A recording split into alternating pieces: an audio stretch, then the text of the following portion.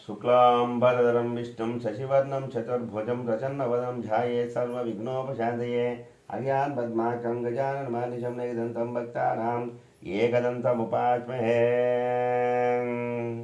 गुरुब्रह्मा गुरुविष्णु गुरुदेवो महेश्वरः गुरु साक्षात् परब्रह्म तस्मै श्रीगुरवे नमः। मा गुरुभ्यो नमः। श्रीराम सीताराम गुरुभ्यो रामदास गुरुभ्यो नमः। मा मातायै मा लक्ष्मी మాతాయై నమో నమః।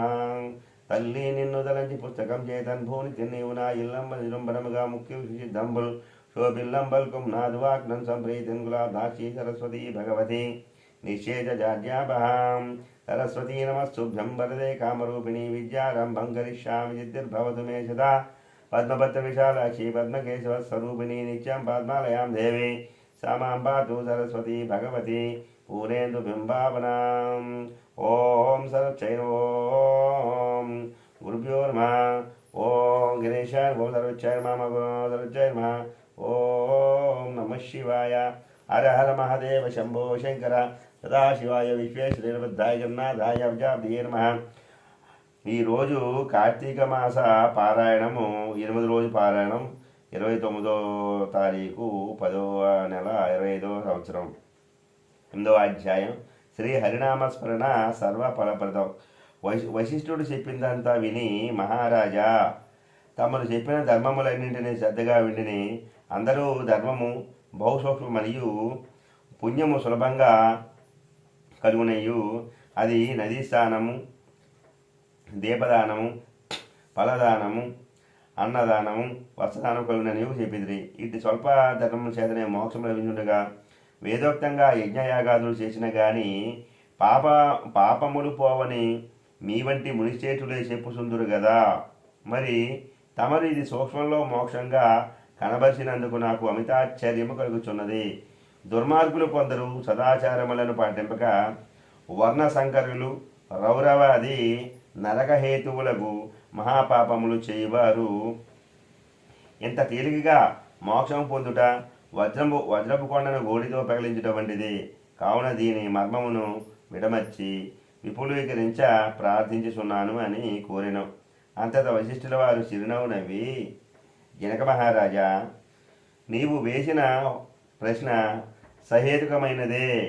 నేను వేదాంగములను కూడా పఠించి తిని వానిలో కూడా సూక్ష్మ మార్గాలున్నవి। అవి ఏవనగా సాత్విక రాజస తామసములు అని 3 ధర్మములు। సాత్వికమనగా దేశకాల పాత్రలు 3ను సమకూడిన సమయమున సత్యమను గుణమును జనించి ఫలవంతమును పరమేశ్వరార్పితము కావించి మనోవాక్కాయ కర్మలచే నొనర్చిన ధర్మము। ఆ ధర్మమందు ఎంతయో ఆధిక్యత కలదు। సాత్విక ధర్మము సమస్త పాపములను నాశనమనొచ్చి పవిత్రులను చేసి దేవలోక భూలోక సుఖములు చేకూర్చును।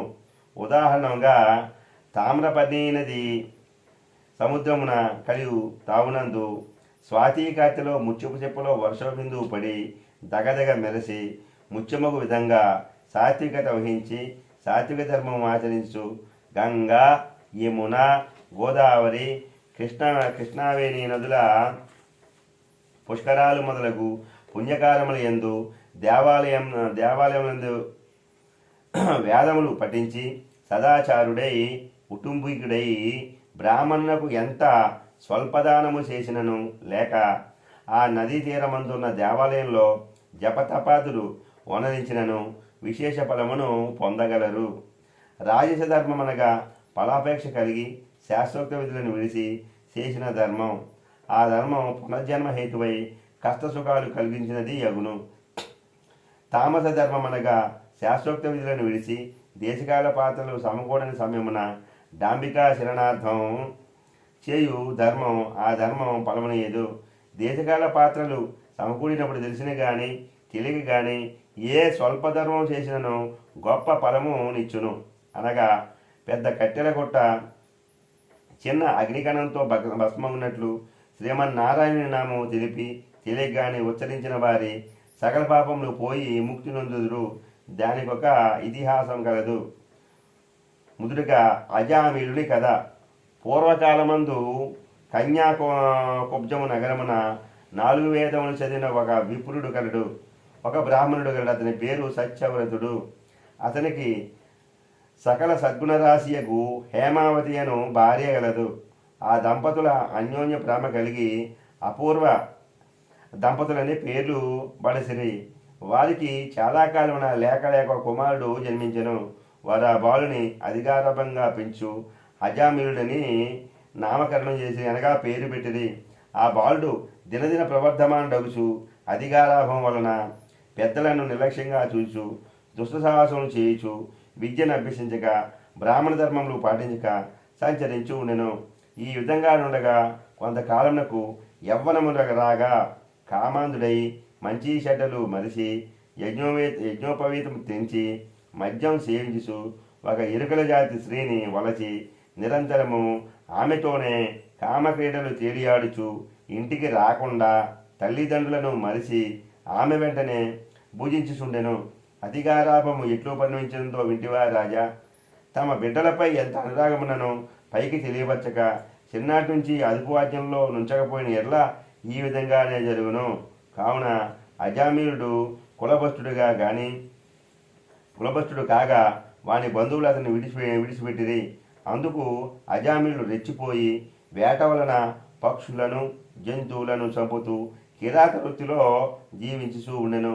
ఒకరోజు ఆ ఇద్దరు ప్రేమికులు అడవిలో వేటాడుతూ ఫలములు కోయిచుండగా ఆ స్త్రీ తేనెపట్టుకే చెట్టెక్కి తేనెపట్టు తీయబోగా కొమ్మ విరిగి కింద పడి ఆమె చనిపోయాను. ఇక అజామీలుడు ఆ స్త్రీపై పడి కొంతసేపు ఏడ్చి తర్వాత అడవి అందే ఆమె దహనము చేసి ఇంటికి వచ్చాను. ఒక ఇరువుదానికి అంతకుముందే ఒక కుమార్తె ఉండెను. కొంతకాలంలో ఆ బాలికకు యుక్త వయసు రాగా కామాంధకారం చే కన్ను బిన్ను గానక అజామీలుడు ఆ బాలికను కూడా చేపెట్టి ఆమెతో కూడా కామక్రీడలతో తేలియాడుచూ ఉండెను. వారికి 2 కొడుకులు కూడా కలిగిరి. ఆ 2 పురిటిలోనే చచ్చిరి. మరలా ఆమె గర్భము ధరించి ఒక కుమారుని కనెను. వారిద్దరూ ఆ బాలునికి నారాయణ అని పేరు పెట్టి పిలుచు ఒక క్షణమైనను విడవక ఎక్కడికి వెళ్ళినా వెంట పెట్టుకుని పిలుచు నారాయణ అని ప్రేమతో చూస్తూ ఉండిరి. నారాయణని స్మరించిన ఎట్లా తమ పాపమును నశించి మోక్షము పొందవచ్చునని మాత్రం అతనికి అజామిలుడికి తెలివి రాకుండాను. ఇట్లా కొంతకాలము జరిగిన తర్వాత అజామీలునకు శరీర పటుత్వము తగ్గి రోగగ్రస్తుడై మంచం పట్టి సావునకు సిద్ధంగా ఉండెను. ఒకనాడు భయంకరాకారములతో పాశాది ఆయుధములతో యమభటులు ప్రత్యక్షమైరి. వారిని చూసి అజామీలుడు భయం చెంది కుమారుని పైన ఉన్న వాత్సల్యం వలన ప్రాణములు విడవలేక నారాయణ అనుతూనే ప్రాణములు విడిచెను. అజామీలు నోట నారాయణ అను శబ్దం వినబడగానే యమభటులు గడగడ వనకసాగిరి. అదే వేళకు దివ్యమంగళకారులు శంఖ చక్ర గదాదారులకు శ్రీమన్నారాయణుని దూతలు విమానంలో అచ్చడికి వచ్చి, ఓ యమభటులారా, వీడు మావాడు, మేము వీడిని వైకుంఠములకు తీసుకుపోటుకు వచ్చిదిమి అని చెప్పి అజామిలుని విమానం ఎక్కించి తీసుకుని పోతుండగా యమదూతలు, అయ్యా మీరెవరు? వీడు అతి దుర్మార్గుడు, వీడిని నరకంలో తీసుకుపోవటం మేము ఇచ్చటికి వచ్చిదిమి గాన వాణిని మాకు బదులుడని కోరగా విష్ణుదూతలు ఇట్లు చెప్పదొడంగిరి. అష్టమ అధ్యాయము అనగా 8వ రోజు పారాయణ సమాప్తము. సద్గురు సాయినాథార్పణమస్తు. శుభం భవతి. ఓం నమ శివాయ. హర హర మహాదేవ శంభో శంకర. సదాశివాయ విశ్వేశ్వరాయ వీరభద్రాయ గణనాథాయ ప్రజాపతియే నమో నమః. పోలవరం శ్రీ మహానందీశ్వరాయ నమః. పట్టిశాచల వీరభద్రేశ్వరాయ నమః. దాక్షారామ భీమేశ్వరాయ నమో నమః. సామర్లకోట క్షీరారామలింగేశ్వరాయ నమో నమః. అమరావతి లింగేశ్వరాయ నమః. శ్రీశైల మల్లికార్జున వాసాయ నమః. కాశీ విశ్వేశ్వరాయ నమో నమః. ఓం నమ శివాయ. హర హర మహాదేవ శంభో శంకర.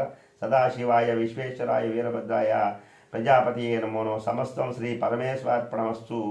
శుభం భవతి.